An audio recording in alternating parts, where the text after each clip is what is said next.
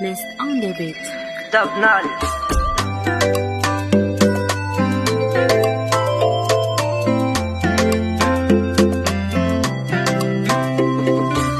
Maromaro vola zay nandozanao teta tanàna, tsy manino fahefiko avaoky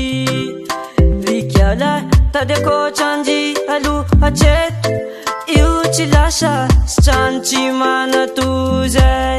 anaova hafa aleko ihany célibataire tozay hanolonao fa treto aloha ripiso tsisy masolo anao aleko ihany célibataire tozay hanolonao fa treto aloha ripiso tsisy masolo andrasako fony na ovina eretako fony na faorina andrasako fony na ovina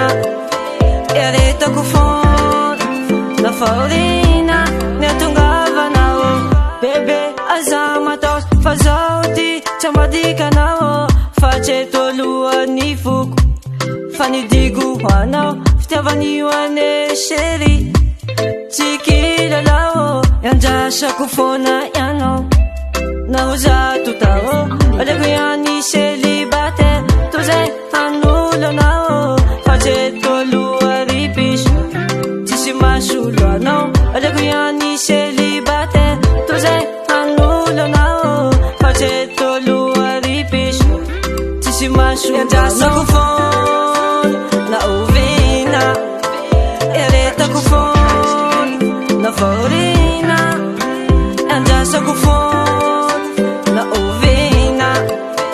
eretako fony na faorina miatongavanao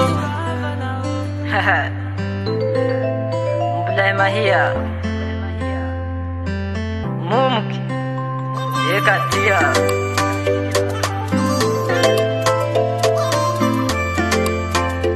Nest on the beat. aleko ihany célibataire tozay hanolonao fa treto aloha ripiso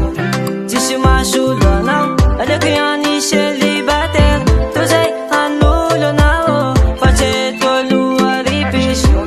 tsisy masolo iandrasako fony na ovina eretako fony na faorina andrasako fony na ovina eretako fony na faorina miatongavanao Brass Production.